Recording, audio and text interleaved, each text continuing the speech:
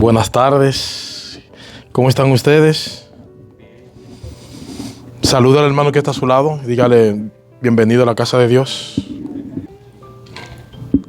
Realmente uno se para aquí cada vez que lo invitan por 30 minutos, 20 minutos. Eso es lo que uno presenta aquí, pero realmente uno gasta muchas horas sacando una porción de la palabra de Dios para poder exponer aquí, para nosotros mismos crecer espiritualmente. Yo soy el primer oyente. Vamos a abrir la Biblia en Primera de Tesalonicenses 4, 1 y 2. Dice así la palabra de Dios: por los demás, hermanos, os rogamos y exhortamos en el Señor Jesús, que de la manera que aprendisteis de nosotros, como os conviene conducirlos y agradar a Dios, así abundéis más y más. Verso 2. Porque ya sabéis qué instrucciones os dimos por el Señor Jesús. La voluntad de Dios es que usted sea santo. Pero, ¿cómo lograrlo? La Biblia enseña que la santidad no es una condición que se pueda crear por cuenta propia, a través de muchos esfuerzos o de las obras y un constante temor a fracasar. Más bien, se llega a ser santo en el proceso de vivir la vida cristiana. Si usted ha aceptado el sacrificio que Cristo hizo en la cruz del Calvario, entonces, ante los ojos de Dios, usted es considerado santo y completo. ¿Cuántos dicen amén? Sin embargo, para llegar a vivir de manera santa, tenemos que seguir aprendiendo y creciendo durante nuestro tiempo en la tierra. Para que esto sea una realidad, el Espíritu Santo obra en usted, amoldándolo a la imagen de Cristo. Agradar a Dios nunca es un hecho concluido. Agradar a Dios nunca es un hecho concluido. Aunque ya somos santos, consagrados por el bautismo, su santificación debe continuar. Todo cristiano que toma en serio su cristianismo se arriesga a ser etiquetado como fanático. No voy a preguntar cuántos de ustedes aquí alguna vez en su vida cristiana le han llamado fanático, pero estoy seguro que probablemente muchos de ustedes levantarán la mano. Ahora, ¿sabe lo triste de esto, mis hermanos? Que no solo el mundo incrédulo suele etiquetarla a usted como cristiana, que toman en serio su vida cristiana, como fanático, sino que a veces eso ocurre dentro de la iglesia, dentro de aquellos que profesan ser creyentes. Sin embargo, existe una enorme diferencia entre un cristiano piadoso, entre un cristiano maduro y un fanático. Se trata de dos categorías tan distintas entre sí, que yo me atrevo a afirmar, sin lugar a duda, que es imposible que un fanático llegue a madurar espiritualmente a menos que abandone su fanatismo. Yo vuelvo a repetir esto aquí de nuevo. Son dos categorías tan distintas que es imposible que un creyente pueda seguir creciendo, pueda seguir madurando espiritualmente, a menos que abandone su fanatismo. El problema, mis hermanos, es que si no sabemos distinguir uno del otro, podemos etiquetarlo de fanático a un creyente al que deberíamos estar imitando. Yo me pregunto personalmente, ¿en cuánta de nuestra iglesia, varón, Pablo habría llamado considerado fanático? ¿O María de Betania? ¿O el mismo Señor Jesucristo? El diccionario de la Real Academia define el término fanático como alguien que defiende con tenacidad, desmedida y apasionamiento creencias religiosas, como alguien que está ciegamente entusiasmado por una cosa. La palabra ciegamente aquí es importante. Si juntamos todo esto, el fanático es un individuo que procede de un entusiasmo ciego, es decir, sin ninguna base racional, por creencias u opiniones religiosas que él defiende con una tenacidad desmedida. Otra definición de fanático. Un fanático es una persona que, habiendo de vista su meta, redobla sus esfuerzos por alcanzarla. Una persona que, habiendo perdido de vista su meta, redobla sus esfuerzos para alcanzarla. En otras palabras, él va corriendo hacia ningún sitio y hay del que se le mete en el medio. Eso es un fanático. Hermanos, la verdadera piedad también es pasional. La verdadera piedad es fervorosa, pero a diferencia del fanatismo, se trata de una pasión y de un fervor bien informado, bien dirigido, usando como referencia la definición: el creyente piadoso también se esfuerza para alcanzar una meta, pero no es un entusiasmo ciego, sino que surge de una fe que alcanza lo que Dios ha revelado de sí mismo y de nosotros en su palabra. Este creyente, que yo espero estar hablando de ti en esta tarde, este creyente quiere vivir su vida de tal manera que esa meta trazada por Dios mismo, esa meta suprema, gobierne todo lo que hace, cada decisión que toma, la forma como se relaciona con los demás, absolutamente todo. Ahora, ¿cuál es esa meta alcanzada por el creyente? O te lo pongo de otra manera. Si tú eres cristiano, si tú eres un joven cristiano, si tú profesas ser cristiano, ¿qué es lo que Dios quiere de ti? Vamos otra vez al versículo 1 de 1 Tesalonicenses 4. Por los demás hermanos, os rogamos, pues, y os exhortamos en el Señor Jesús, que de la manera que aprendisteis de nosotros, como os conviene conducirlos y agradar a Dios, no es una opción, no es una sugerencia, es que debéis andar y agradar a Dios en lo que ya habéis recibido instrucciones, así abundéis en ellos más y más. La meta suprema del creyente, la meta suprema del joven cristiana, es decir, la tuya, si tú eres cristiano, es vivir para agradar a Dios. ¿Cuántos dicen amén? La meta suprema del cristiano es vivir para agradar a Dios.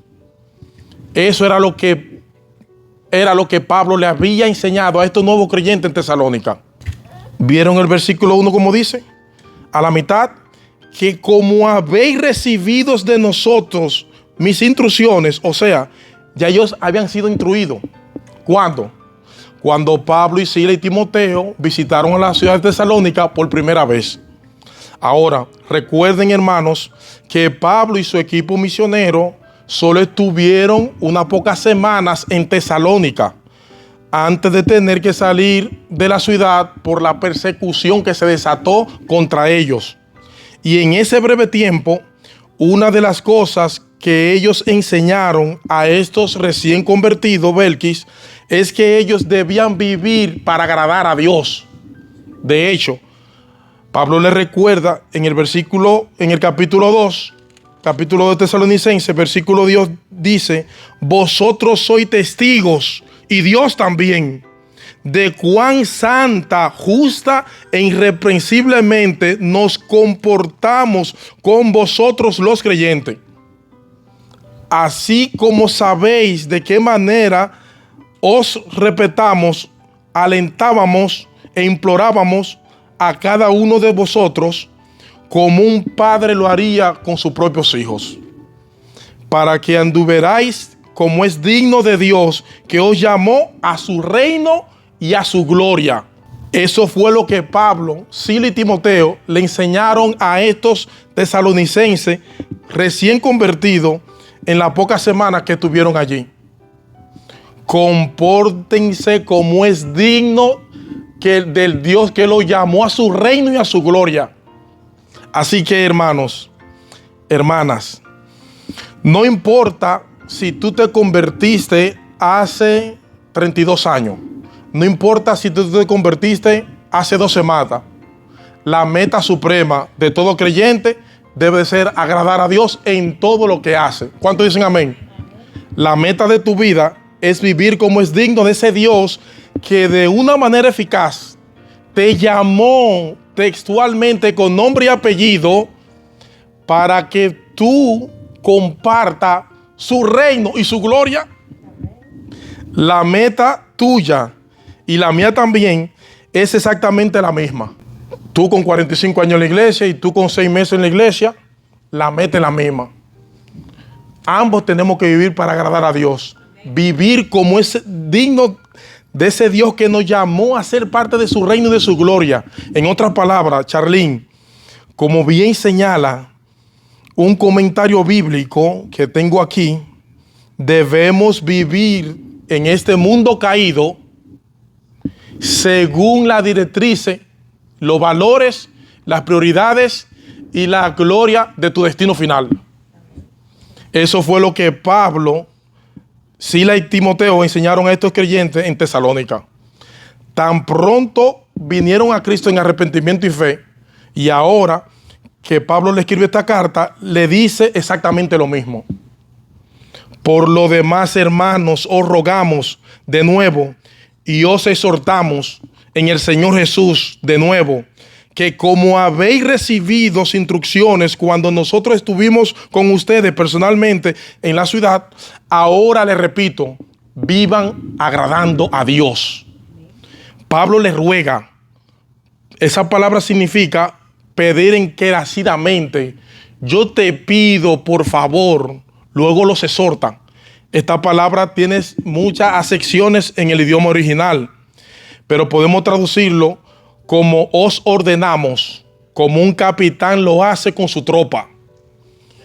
Piénsalo así, que vivan para agradar a Dios. Pablo era un buen pastor y como buen pastor, él se dirige a ellos con ternura. Os rogamos y con firmeza os ordenamos. ¿Ven? Ternura y firmeza al mismo tiempo. Y les recuerda que su ruego y su exhortación llevan el sello de autoridad del mismo Cristo. Os rogamos y exhortamos en el Señor Jesucristo. ¿Recuerdan la gran comisión? Jesús posee toda autoridad en el cielo y en la tierra.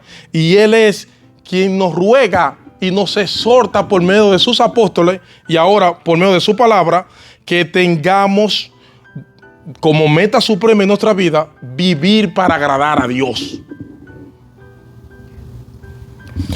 Cuando queremos agradar a una persona, procuramos causarle satisfacción, complacerla, satisfacer sus expectativas. ¿No es así? Mis hermanos, nuestra meta en la vida es simple, es causarle satisfacción, complacer, es satisfacer la expectativa de Dios. Esa es nuestra meta según lo que Él nos ha revelado en su palabra. No lo que a mí me parezca. Nuestra meta, mis hermanos, no es agradarnos a nosotros mismos. Nuestra meta, obviamente, no es agradar al mundo. De hecho, Pablo nos dice en Gálatas 1:10 que no se puede vivir agradando a Dios y agradando al mundo al mismo tiempo. Eso no se puede, hermano. Dice Pablo, pues busco ahora el favor de Dios o el de los hombres. Pregunta Pablo, o trato de agradar a los hombres, o si todavía agradara a los hombres, no sería siervo de Cristo. No se puede ser siervo de Cristo y vivir tratando de agradar a los hombres. Eso es incompatible, hermana. Es como tratar de ir para Carolina del Sur y también a la vez ir para Maryland al mismo tiempo. Eso no se puede. Por otro lado, esta meta excluye vivir la vida cristiana en automático. ¿Y eso qué significa, Henry? Tratar de cumplir una serie de reglas, de deberes, por las reglas y deberes en sí mismo. ¿Por qué tú viniste a la iglesia hoy? ¿Por qué cuando los hermanos estaban cantando, tú estabas cantando? Porque es lo que se espera de ti como cristiano. Tengo que hacer esto porque es lo que el cristiano está supuestamente a hacer. No, mis hermanos. Hacemos lo que hacemos y dejamos de hacer lo que dejamos de hacer porque nosotros queremos agradar a Dios. Debiste haber venido a la iglesia porque a Dios le agrada que tú vengas a la iglesia. A Dios le agrada que tú vengas a la iglesia y cante alabanza a Dios. Y eso hace toda la diferencia entre un fanático y un verdadero creyente. Eso es importante saber. Agradar a Dios no es simplemente un deber religioso, es la esencia de la vida humana. O sea, oigan esto, mis hermanos, una persona, un ser humano que no está viviendo para agradar a Dios es como un reloj que no da la hora. Una persona que no vive para agradar a Dios no sirve para lo que fue creado, porque agradar a Dios es la esencia de la vida humana. Y el ejemplo más evidente de esa realidad, obviamente, el modelo por excelencia es nuestro Señor Jesucristo, muchachos. Él es el modelo por excelencia de lo que significa ser cristiano. No olviden que si Jesús era verdadero Dios, pero cuando se encarnó era verdadero hombre, verdadero Dios, verdadero hombre. No olviden eso. El Señor dice: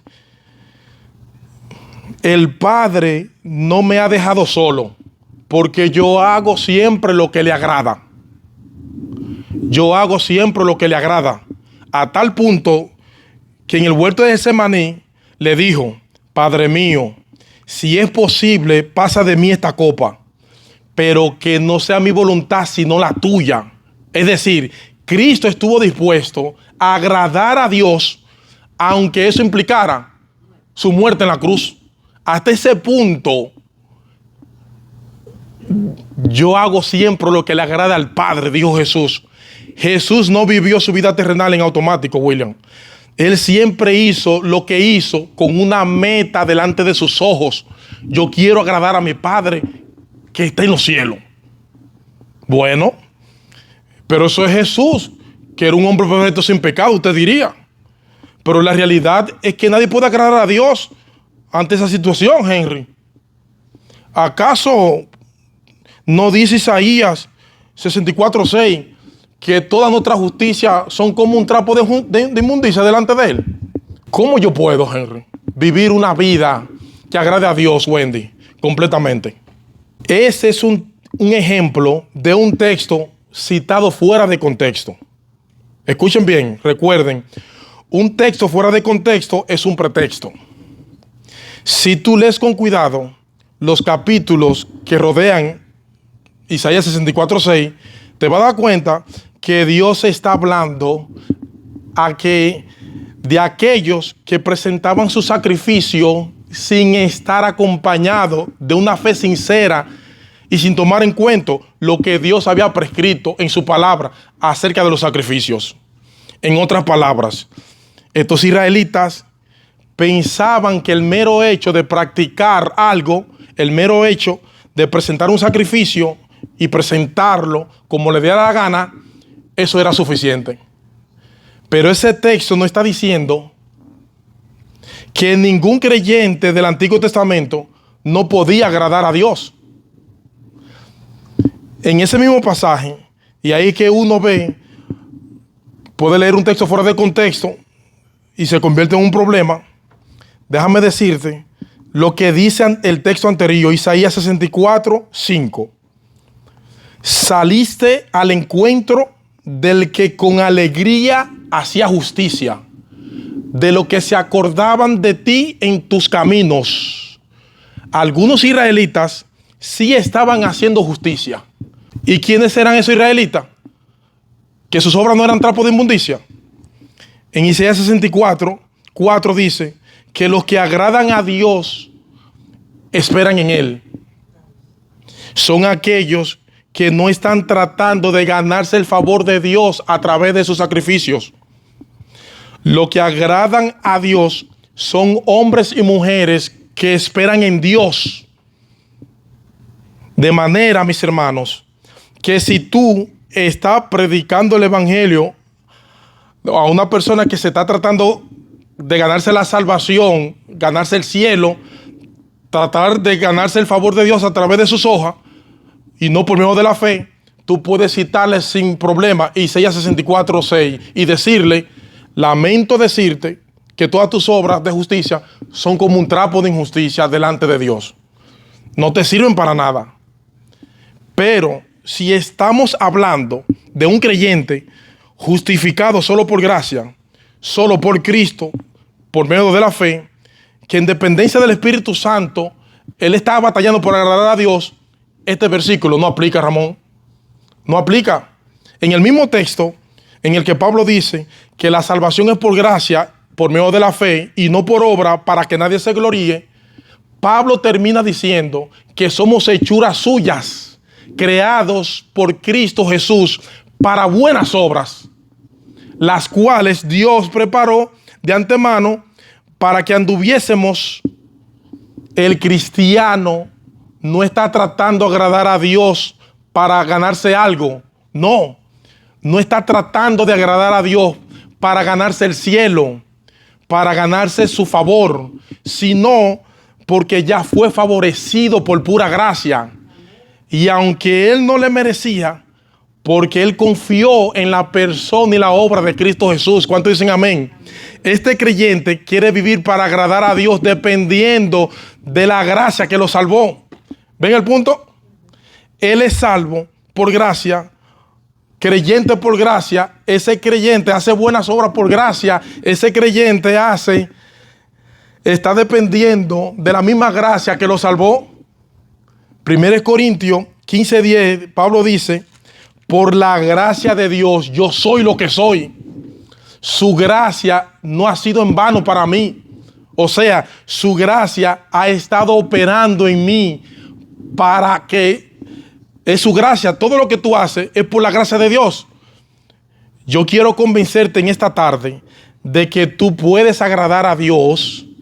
Podemos agradar a Dios porque ya Dios nos capacitó para agradarlo y puso en nosotros por su Espíritu el deseo de hacerlo. Nos capacitó, nos motivó. Uno de los pasajes del Nuevo Testamento que mejor expresa esa interacción entre el obrar de Dios y nuestro obrar, de paso, es uno de mis textos favoritos del Nuevo Testamento, Hebreos 13:20 y 21. Pablo expresa lo siguiente: y el Dios de paz, que resucitó de los muertos a nuestro Señor Jesucristo, el gran pastor de las ovejas, por la sangre del pacto eterno, es un buen pastor, nos haga acto por medio de las buenas obras, para que hagáis su voluntad. Ahora, el misterio, haciendo Él en nosotros lo que es agradable delante de Dios Jesucristo, haciendo Él en vosotros lo que es agradable delante de Él por Jesucristo, al cual sea la gloria por los siglos de los siglos. Amén. Nuestro gran pastor no solo derramó su sangre por nosotros en la cruz para el perdón de nuestros pecados, sino que ahora Él nos vino a fortalecernos y nos capacita internamente. Él continúa manteniendo vivo nuestra fe para que podamos hacer lo que es agradable a Dios. E insto en lo de la fe, porque la Biblia dice que sin fe es imposible agradar a Dios. Él está obrando en nuestro obrar y a Dios le agrada la obra de su Hijo en nuestro obrar. O como dice Pablo en Filipenses 2:13, Él es el que está produciendo en vosotros el querer como el hacer por su buena voluntad en ti y en mí. Esas obras que hacemos en nombre del Señor Jesucristo, por el poder de Cristo, no son trapos de inmundicia. De manera que si tú eres un creyente, un verdadero creyente, no solamente puedes, es que tú debes vivir para agradar a Dios. No viva tu vida cristiana en automático por inercia, haciendo ciertas cosas y haciendo otras cosas, porque eso es lo que se espera de una persona cristiana. Todo aquel que sabe que fue elegido por Dios para salvación desde antes de la fundación del mundo, todo aquel que sabe que Dios derramó su sangre en la cruz del Calvario para el perdón de sus pecados, todo aquel que sabe que el Espíritu Santo le cambió su corazón y le dio nueva vida para que pudiera arrepentirse, debe anhelar de todo corazón vivir para agradar a Dios, que lo amó de tal manera. ¿Y cómo luce esa vida que agrada a Dios, Ramón? O plantearlo de otro modo, ¿cómo podemos los creyentes vivir de tal manera que Dios se agrade? Bueno, en el resto del pasaje, en el capítulo 4 de Pablo va a decir algunas cosas que nosotros podemos ver en estos momentos. Eso incluye la pureza sexual. Versículo 3 al 8, una de las cosas que vemos aquí es que cómo nosotros podemos ser puros sexualmente, y Pablo habla de eso en este texto. Pero la pureza sexual es algo que agrada a Dios. El amor entre los hermanos es algo que agrada a Dios. Sorpréndete, en los versículos 11 y 12, Ramón, de 1 Tesalonicenses 4, vemos que a Dios le agrada que usted sea un agente responsable en su trabajo. ¿Tú sabías eso? Que cuando tú eres responsable en tu trabajo, a Dios le agrada eso. Eso es lo que dice aquí el texto. Yo no estoy inventando nada aquí. Así que en este pasaje vemos que la pureza sexual, el amor entre los hermanos y el amor creciente entre los hermanos y la responsabilidad laboral son cosas que agradan a Dios. Pero la Biblia menciona muchas cosas que son agrado de Dios. En Colosenses también hay más cosas que agradan a Dios. Menciona muchas cosas que son de agradancia a Dios. En Colosenses, estos hermanos que él estaba orando por ellos, Pablo quería que ellos fueran llenos del conocimiento de sabiduría de Dios, para que andéis como es digno del Señor, agradándole en todo. ¿Y cómo yo hago eso? El texto sigue hablando y nos dice algunas formas de cómo nosotros podemos agradar a Dios. Llevando frutos de buenas obras. Una vida fructífera agrada a Dios. Los frutos del Espíritu Santo. Desarrollar el carácter de Jesús en nosotros. Amor, gozo, paz, paciencia, benignidad, fe, mansedumbre, templanza. En la misma medida de que tú te pareces más a Jesús y menos a ti, Dios se agrada. Creciendo en el conocimiento de Dios, dice Pablo. Lo que agrada a Dios no es que llenemos la cabeza de teología o de información. Es que crezcamos en nuestro conocimiento de Él para disfrutar de una comunión íntima con Él. Para concluir, crecer en el conocimiento de Dios agrada a Dios. Cuando tú estás sufriendo, cuando tú estás en medio de una gran aflicción y tú llamas al Espíritu Santo en ti, el Espíritu Santo te capacita y tú soportas la aflicción por el poder que viene de Dios, eso agrada a Dios. Y sigue diciendo, con gozo, dando gracias a Dios, porque Dios es el que te da la fortaleza en medio de la aflicción. En otras palabras, una vida gozosa, agradecida, agrada a Dios. Una vida con gozo y con gratitud agrada a Dios. Y créanme, hermano, yo pudiera seguir citando texto y texto y no terminamos. Presentar nuestro cuerpo en sacrificio vivo agrada a Dios. En Romanos 12:1. Os rogamos por la misericordia de Dios. Cuando tú presentas tu cuerpo en sacrificio vivo a Dios, eso agrada a Dios. Romanos 14, 18. Cuando nosotros restringimos nuestra libertad cristiana por amor al hermano débil, eso agrada a Dios. Romanos 14, 18 dice: pero el que en esto sirve a Cristo, restringir tu libertad. Yo sé que yo puedo hacer esto, pero aquí está mi hermano débil. Puedo llevarlo a él a pecar. Me voy a restringirle mi libertad. Dice Pablo que el que en esto sirve a Cristo agrada. Y más adelante, Pablo dice: cada uno de nosotros ayude y ame a su prójimo en lo que es bueno, porque aún Cristo no se agradó a sí mismo. El Hijo de Dios, el que sí podía vivir para agradarse a sí mismo porque es Dios, decidió no agradarse a sí mismo. Y porque Cristo nos decidió agradarse a sí mismo, es porque tú eres salvo. Porque si hubiese agradarse a sí mismo, no hubiera ido a la cruz. Y Pablo dice aquí que Cristo fue a la cruz porque quería agradar a su Padre. Hijos, obedecer a papá y a mamá agrada a Dios. Hijos, obedeced a vuestro Padre en todo, porque esto agrada al Señor. La próxima vez que tus padres te pidan algo que no te agrada, no piense en ese momento: lo que mi papá me está diciendo no me agrada, pero a Dios le agrada que yo obedezca. A menos que es un pecado que tu padre te esté pidiendo que haga. Pero a Dios le agrada que los hijos obedezcan a papá y a mamá. A Dios le agrada que andemos en comunión con Él. Es interesante que saber esto. Recuerden, somos salvos por gracia. Nosotros somos salvos por gracia. Y es un deber nosotros agradar a Dios. Enoc anduvo con Dios. Y dice Génesis 5 que Enoc agradó a Dios en todo.